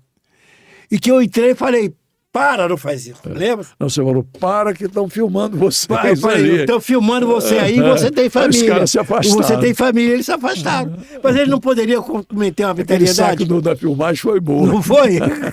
Foi. Para. E Não o cara bate nele, não. estava sozinho e aquele montão de motoqueiro em cima dele querendo pegar, ele já pegando. Aí você chegou e falou, olha, para porque vocês estão sendo filmados. Aí eles foram embora. Eles foram embora na hora. Mas não poderiam matar o Lá se eu indivíduo. vi. Você não viu? Podia. Podia. Mas aí eu falo do outro tipo de crime, cara, da maldade, do crime mal. Eu não estou estimulando o sujeito a praticar a maldade. A tortura. Mas eu entendo até que determinado tipo de delito que é praticado pelo ser humano, o sujeito está doente. Quem pratica está doente. Ele não está bem das faculdades mentais. Entendeu? Então você tem que ver esse lado. Mas isso não é um artifício do advogado? Não. Eu não estou falando que eu uso. Eu estou dizendo, o advogado não pode ter esse artifício. Não, eu penso assim. Que determinado tipo de brutalidade, entendeu? Agora, quem comete um delito tem que ser punido. Se foi provado que ele fez, vai ser punido. Doutor, quem dá um chocolate com veneno lá, vai ter que ser. Olha aqui. E não é hediondo. Tá certo. Qualquer pergunta, você me liberou para qualquer pergunta. É lógico. Me liberou? Eu sou contra a pena de morte. Agora, sou a favor da prisão para o crime hediondo. Para o crime. O doutor Beratan Guedes é contra ou a favor da pena de morte? Nós não temos pena de morte no nosso país, né? Não temos. Mas temos a morte sem pena. Tá. Quem dizia que, como é que é o bandido bom? É o bandido morto. Lecoque. Não, Lincoln Monteiro. Lincoln Monteiro. Não era o Lincoln, não. Não era o Lincoln. O Lincoln foi o presidente, foi o diretor da... Ele morava no Leme, era no Lincoln. Invernada de Olaria. É o Lincoln. Agora, acho que foi quem mesmo? Bandido bom. Foi até deputado. É isso. O Hugo vai descobrir rapidinho aí. Lincoln, não era Lincoln, não. Ele vai descobrir aqui, vai colocar a fotografia do cidadão. Bandido bom, aqui. Bandido morto. Bandido bom é bandido morto. Pode ser assim? Eu acho que não. A gente não tem o direito de tirar a vida de ninguém. Eu seria a favor da pena de morte. Eu não sou contra. Mas nós chamamos a morte sem pena. Também não foi o perpétuo, não. Não foi o Não, eu sei, ele foi candidato. É maluco, eu me dava bem com ele. Sivuca. Tem o Sivuca aí, Sivuca foi deputado e ganhou. Ganhou a eleição com essa frase. Bandido bom é bandido morto. É assim, doutor. Então, em negócio de morte, você dá poder ao Estado para matar é muito ruim. Eu acompanhei muito. Desde garoto eu li muito sobre isso. Eu acompanhava muito. Eu me lembro do bandido da Luz Vermelha, Karel Chessman. Lembra dele? Karel Chessman. Como você vê Olha ali o nosso... Esse é o delegado Sivuca. Tá diferente. Não é ele? É ele mesmo. Tá parecendo muito com o Bolsonaro, ele aí. É o Sivuca. Ele com 90 anos. É 90 anos. Aí ele tem 90 anos, aí está com 90 anos, porra. Foi deputado e se elegeu com essa frase, bandido bom. Então, é muito difícil você, um profissional de direito, falar, não, eu sou a favor de pena de morte. Não cabe. Porque nós encontramos muitas e muitas pessoas presas injustamente. E a pena de morte não tem ré, né? Para um cidadão comum, ele pode assumir a defesa dele? Não, né? Não. Tem que ser um técnico. Tem que ser um advogado. Você diz um técnico, um advogado. É um profissional de direito. Então, um cidadão comum, ele cometeu algum delito, mas ele é inocente, se julga inocente, está sendo discriminado, está sendo acusado de algo que ele não cometeu. Se ele quisesse defender, ele não pode pedir licença. Não. Tem que ser um profissional. Tem que ser um advogado. Profissional de direito. E tem que dar ordem do advogado. Não, porque ele não tem a técnica. Ele não sabe como... Mas se ele achar que ele pode se defender... Não, mas ele passa para o advogado vai... Entendendo? Ele tem que convencer o advogado dele que ele é inocente. Ele tem que convencer o advogado. Passar, ele não pode convencer o jurado. Não. Nem o juiz. Não. Tem que ser um advogado. O advogado profissional de direito. Se ele não tem dinheiro, um defensor público. Tem um defensor público. Que é muito bom também. Que é bom. Muito bom. Defensores públicos são muito bons. É da ordem nos advogados do Brasil? Não. Emprego público não é da ordem. Não, mas tem, por exemplo, ali em Copacabana, tem lá da ordem dos advogados do Brasil uma defensoria pública. Não é. A defensoria pública não é da ordem. Está escrito Ordem dos Advogados do Brasil. Tem ordem de advogado para ter uma sala que a Defensoria pode ser Pública uma atende sala, lá. então, entendi. Quer dizer que ele mesmo Ele não não pode pode. se defender. Mas é muito difícil, sabe, Berger? É muito E difícil. para o advogado defender um cidadão que cometeu um delito, ele tem que ter a inscrição lá da ordem. Lógico, tem que ter Os inscrição, advogados? né? Lógico. Sem isso, ele não pode fazer Não pode, nada. não. Não pode O que exercer. habilita o ele não- advogado é a inscrição dele Ele na não OAB. pode se habilitar não, nada. Não. Ele tem que ser. Isso, E para entrar na. ele faz uma prova. Ele tem que fazer uma prova lá de capacidade técnica. E que quando a ordem caça o direito de um advogado, Suspende os direitos dele de trabalhar, ele não está impedido de trabalhar. está impedido. A ordem pode fazer Tem isso. poder para isso. Assim como a medicina pode caçar o direito tem de um poder. médico. De um médico. É. O estatuto prevê isso. Mas é muito triste acontecer isso. Agora, veja bem, o caso do aborto, que muita gente considera um crime, mas a moça foi estuprada e na gestação lá, a medicina descobriu que o feto não está bem. Aí o caso do aborto pode ser autorizado Autorizado. ou continua sendo crime? Não, ela vai ao judiciário pela autorização. Eu acho até que tem que liberar. Deve liberar. Porque uma criança indesejável, não sei o que acontece, a pessoa é violentada. A favor, então, Eu sou da legislação que querem mudar, eu sou a favor. Não mudou ainda. Não mudou. Entendeu? Eu acho que é o direito da pessoa não querer. Foi violentada, como vai criar essa criança? Não sei. Agora, doutor Berata, quem muda isso?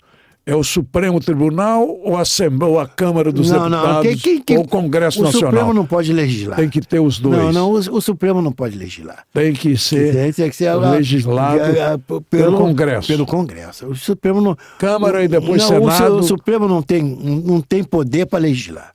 Mas o Supremo não está agora. Eu não vou entrar no mérito. Eu estou dizendo o Supremo não tem poder para legislar. Então, não tem. O Supremo é para julgar. Para julgar, claro. Para legislar tem que ser. Não, você tem lá. Mas o Supremo não tem lá. Essa ação não está no Supremo. Você tem lá os deputados, os senadores que Mas foram eleitos para legislar. Mas essa situação não está sendo julgada. Eu não vou entrar no mérito, mas é isso aí. O Supremo não foi feito para isso. O desembargador não está aqui para legislar.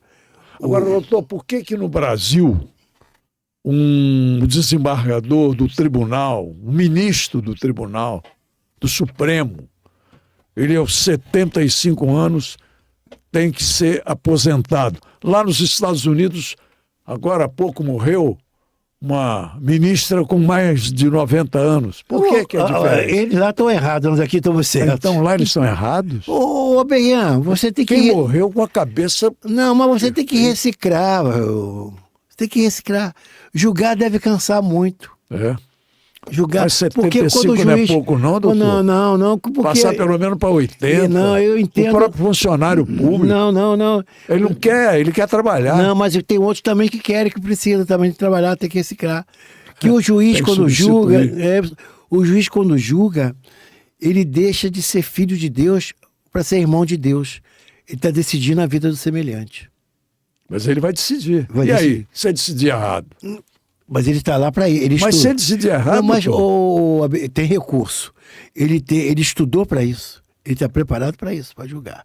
E deve ser uma missão muito ruim de julgar, muito difícil. Eu acho que eu não seria juiz, porque deve doer. Você julgar o seu semelhante, isso é uma missão quase que divina. É verdade. Muito difícil. É muito difícil. O ser juiz não deve ser... Você não gostaria de ser juiz? Não, eu vejo a solidão do juiz dentro é muito brava. Agora, você dentro de casa convive não com o juiz. Uma pessoa que já foi juíza, que já foi defensora pública, que hoje é desembargadora.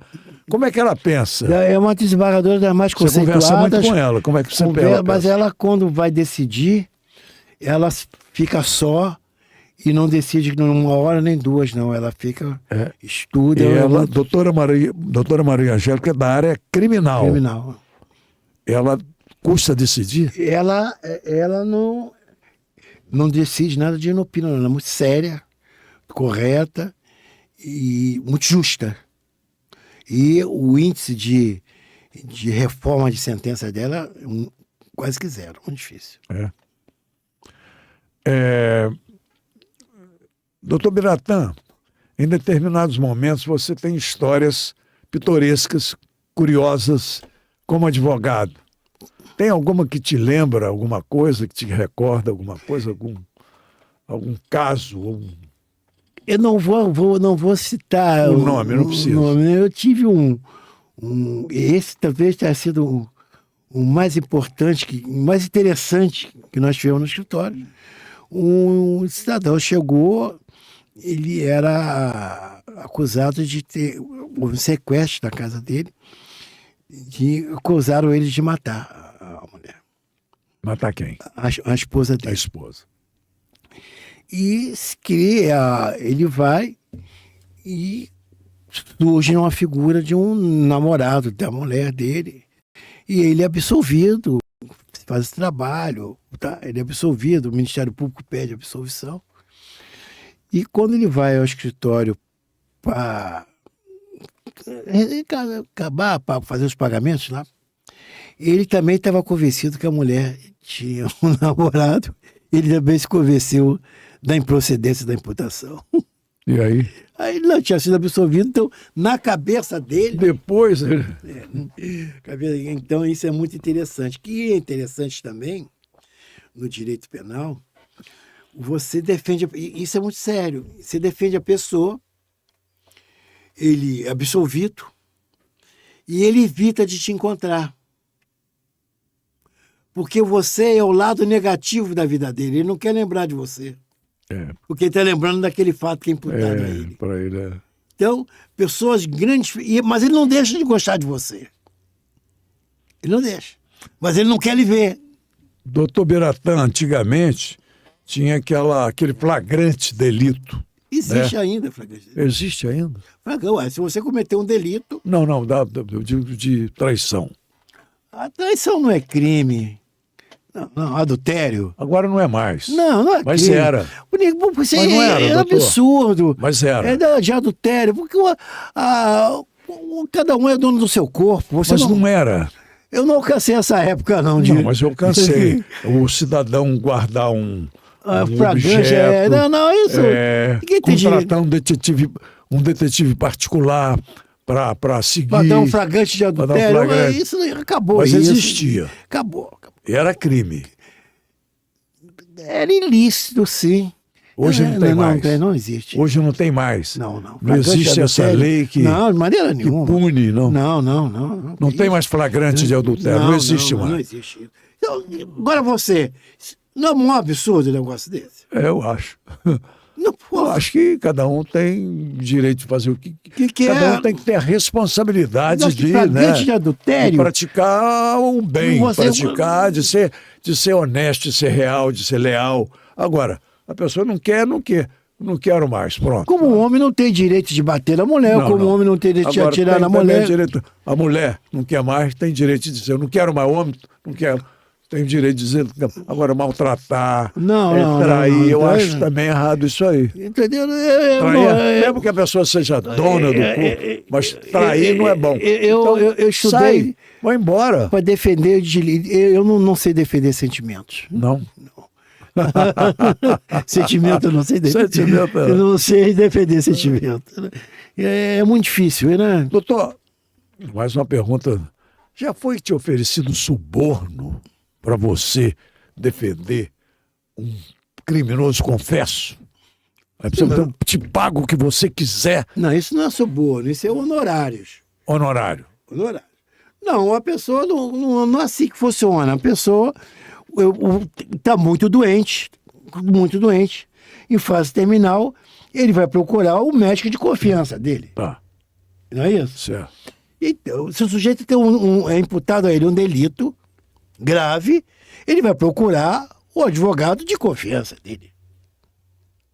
Isso acontece. Doutor, você não... E quando ele chega, você não está julgando ele, você vai defender. O Você direito vai conversar com ele, vai e descobrir. vai falar, nós temos aqui, que nem todo o trabalho que chega no seu escritório, você vai absolver. Se pegar uma pena branda, entendendo? Regime Já é uma vitória. Já é vitória. Então você não tem obrigação de defender. Mas você conversa com o cliente. Isso não é suborno, isso é honorários que ele vai lhe Agora, pagar. o doutor Biratã, como advogado criminal, num determinado momento, já foi destratado por um juiz? Nunca, nunca. A magistratura aqui do Rio de Janeiro, que é o que eu conheço bem, e conheço de quase todo o Brasil inteiro, respeita muito o trabalho profissional do advogado. Mas em algum momento, não com o doutor Iban, já houve esse caso do juiz destratar um advogado? Na minha presença, não. Não, mas existe caso. O juiz é um ser humano. Ele pode estar um dia mal, tá entendendo? E ser mais ríspido. Mas destratar, aqui a magistratura nossa aqui é muito respeitosa com os advogados. Muito, muito, muito, muito. Tanto a estadual quanto a federal. E eu posso dizer que, inclusive, como advogado de tribuna, de audiência, consegui fazer amigos juízes. Então, é muito respeitado. Agora você tem que saber se impor. Você não vai para uma audiência, você vai esperar 1, 2 horas, você tem que esperar, porque o juiz está trabalhando lá atendendo outro. Atendendo o outro. O outro. Então você não vai brigar. É uma atividade muito bonita, né? Eu começaria tudo de novo. O doutor Biratã falou que a aposentadoria aos 75 é correta porque o outro quer também um lugar. Porque é o lugar dele. A fila anda. Não é? A fila anda. A fila anda. Você não pode parar uma magistratura, o Ministério Público, a Defensoria, o sujeito não. Ele vai só quando ele não quiser mais. Não vai renovar? Por que em determinados momentos, um determinado juiz ou outro, um determinado juiz pode ser muito austero? Eu me lembro de eu estava tinha uma situação minha sendo julgada do trabalho, né? Uma ação trabalhista na Justiça Federal. E tinha um advogado da empresa e tinha o meu advogado de um lado, eu aqui e o juiz lá, juiz federal. Isso aconteceu comigo já há alguns anos. E, de repente, no diálogo entre advogados, eu fui falar algo, porque eu não concordei com o que um estava falando, quando eu fui falar, eu levei um esporro, eu levei uma bronca do juiz federal. O senhor não pode falar, você tem que ficar quieto, calado e ouvir. Eu não lhe dou o direito de falar, mas me deu uma bronca sem precedentes. Eu me encolhi, né? Eu não posso ser preso, não posso. Se eu desafiar, eu posso ser preso. Não, se você ofender, pode. Mas se eu desafiar, posso. Não desacato. Então eu fiquei quietinho porque eu sabia que eu podia ser preso. Então você sabia que estava errado, que interromperam a conversa do outro. Eu sabia que estava errado. Não. Eu achava que eu podia. Não, mas não pode. Mas eu não tinha certeza. Não, mas enquanto não está falando, eu esperei acabar de falar. Bom, mas eu não tinha certeza, doutor. Eles estavam falando e eu não concordei com as Mas teses. você não tem que concordar, mas eu era o rei. Eu era o seu advogado está ali para defender você. Eu era o interessado no assunto. Eu vou fazer a carta para esse juiz, falar que ele deixou de te prender. Não, peraí. Eu vou falar. Peraí, excelência, deixa eu te concluir. Eu tinha que prender. Aí o juiz me deu uma bronca. O senhor não pode falar, o senhor não tem direito de falar, o senhor tem que ficar aí. Tem que aguardar a sua vez. Eu falei, eu não tenho nem vez. Aí tal, eu fiquei quieto, porque eu não sou maluco. Sabia que eu podia ser preso, igual uma vez que eu... Depois deixo pra lá. Aí eu pedi esse honorário aqui. Não, eu perdi esse honorário. Aí a gente também ia me contratar. Acabou a sessão, acabou lá a ação do julgamento e tal. O advogado de Buruçu, o juiz de Buruçu, senhor Birria, aquele programa seu da Rádio Nacional não vai voltar, não? Ele olhou para mim e falou, Birria, aquele programa, eu não perdi aquele programa. Não vai voltar? Eu falei, não, eu fui demitido da empresa. Ele era um amigo que eu não conhecia, E era aí? meu ouvinte. Mas- Pô, Birrinha, mas com a é- maior mas é- inti- mas com a maior intimidade, um cara que... mas ele um na cara- atividade doutor, dele, ele tinha que te 10 repreender. minutos antes ele me deu uma bronca sem Então. precedente. 10 minutos depois ele debruçou na mesa, Birrinha, e aí, aquele programa que eu não perdi o programa, não vai voltar? Eu falei, não, fui... Tá vendo? E aí, estava certo. Mas eu estou perguntando, um advogado pode ser austero assim, um advogado juiz? Não, mas você interrompeu a fala de alguém, ele tinha que botar ordem na casa. Se todos começarem a falar ao mesmo tempo, como que ele vai trabalhar? É. Não é isso? Quer dizer que o juiz pode, Não, o juiz, ele tem o dever de conduzir a audiência da melhor maneira possível. com disciplina.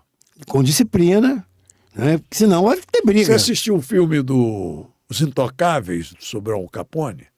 Assisti. Aquele final, aquilo ali, hoje é normal ainda, quando o advogado chega, quando o policial chega, o Elliot Ness chega perto do juiz e convence o juiz a trocar o júri. E o Al Capone fica desesperado. Não, isso não existe. Não, é só, Não, isso não, é só em filme. Só no filme. Só no filme. Só em filme. Só no Mas o filme é emocionante. Não, só no filme, só no filme. Falar em emoção, que gesto sensacional. Que prática sensacional da nossa atleta da Rebeca, né? Nas Olimpíadas, com aquele salto dela. E depois o gesto das duas concorrentes, uma delas a melhor do planeta, Simone Biles, e a outra também, prestarem aquela homenagem, né? Reverenciarem a Rebeca. Foi lindo aquilo, não foi Muito emocionante? bonito, não, emocionante. Eu fiquei emocionado. Não, o esporte une, né? Eu fiquei emocionado. Muito bonito lindo realmente. aquilo, Muito né? bonito. O esporte une. Você assistiu aquilo? Assisti. Coisa Muito linda, bonito. linda, né? Tem que ser tudo assim, né, doutor? E nós temos que viver, nos respeitarmos e nos amarmos. É. A gente tem que amar o nosso semelhante e respeitar. Porque se não tiver, isso não acontecer, fica muito difícil. Como você acabou de dizer, que nós estávamos juntos conversando, quando eu vi que um grupo de pessoas ia agredir um cidadão, o meu mexicano foi lá e pedi, Foi na para. frente dele, você ficou Foi na na frente dele, deles. para, não faz isso. Para, porque vocês estão sendo filmados. E ali, eles ó. foram Você embora. amontou- Você montou assim, você não viu câmera Porque não nenhuma. tinha não. câmera nenhuma, mas aí eles foram embora. Não é, então isso, nós salvamos a vida de um nosso Claro, irmão. foi um lance rápido seu, né? Mas, então, acho que é isso que é da vida que nós temos que fazer. Doutor, eu acho que a gente... Ó, muito Eu obrigado. tive um prazer muito grande de conversar. Isso aqui é o seguinte, eu sou amigo do Dr. Biratã, ele é meu amigo, ele já ocupei o doutor como advogado e ele sempre foi muito gentil comigo, é um profissional de alto nível, é um profissional e é um amigo. Eu já vi ele tomar iniciativas também importantes em relação ao ser humano que ele é. Então, eu estou aqui agradecendo a sua presença aqui, contou muitas histórias importantes, me liberou para fazer perguntas indiscretas, né? Me liberou, né? Liberei. Não ficou chateado comigo? Não, de aquelas... maneira nenhuma. O Aberrian é um ser humano diferente. Ele chega a ser, às vezes, compulsivo, porque amigo para ele está acima de tudo. E o Aberrian, ele não trai. E ai de quem for falar mal de um amigo dele, vai arrumar como dizia minha mãe, vai arrumar uma barriga do caramba. Porque, então, é um dos seres humanos que eu gosto de gostar. Um Aberrian especial, um amigo, um irmão, um parceiro, e eu estou ao seu inteiro dispor a qualquer momento. Obrigado, doutor. E dentro do meu dicionário para você, não existe o não. Obrigado. Bom, obrigado. Doutor, olha aqui. Eu tenho uma frase que eu encerro, geralmente, os programas que eu apresento. Eu fazia isso na Rádio Nacional, na Rádio Globo. Onde 2 ou 3 estiverem reunidos em meu nome, aí estou eu no meio deles. Palavras de Jesus Cristo, no maior best-seller de todos os tempos, na Bíblia, Allah Akbar. Allah é Deus, Deus do céu.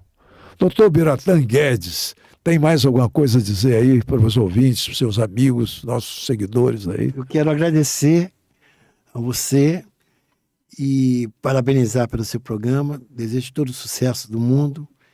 E eu tenho uma frase para falar para você. Eu gosto de gostar de você. Eu também gosto. Muito obrigado, doutor. Um grande abraço. Saúde, muita saúde. Muito obrigado pela sua presença aqui. Estamos juntos. Obrigado, irmão. Estamos juntos sempre. Sempre. Grande abraço.